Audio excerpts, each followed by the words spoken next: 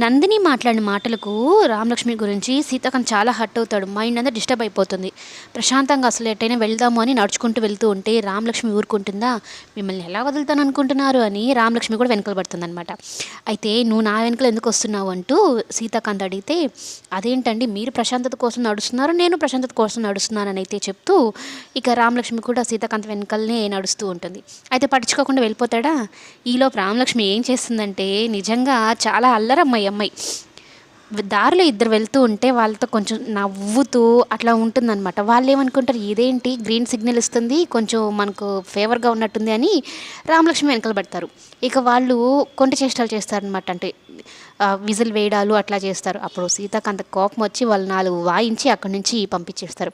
చూసారా, ఒంటరిగా నేను మీ వెనకాల వస్తుంటేనే వాళ్ళు ఇంకేదో అనుకున్నారు, అదే మీ పక్కన నడిస్తే ఏం అనుకోరు కదా అని అయితే చెప్పి చేయి పట్టుకొని సరదాగా ఎట్టైనా వెళ్దామండి, కబుర్లు చెప్పుకుందామండి అంటే నాకు అంత మూడ్ లేదని చెప్తాడు.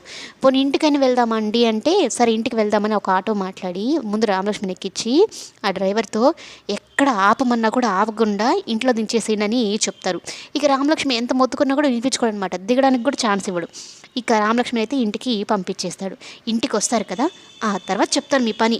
నేనేదో మీతో సరదాగా ఈ రోజంతా గడుపుదాము అనుకుంటే మీరు నన్ను ఇలా పంపించేస్తారా అంటూ రామలక్ష్మి అరుస్తూ ఉంటుంది. అమ్మయ్య, కాసేపైనా ప్రశాంతంగా ఉండొచ్చు ఈ రామలక్ష్మి ఆలోచన లేకుండా అన్నట్టు సీతాకాంత్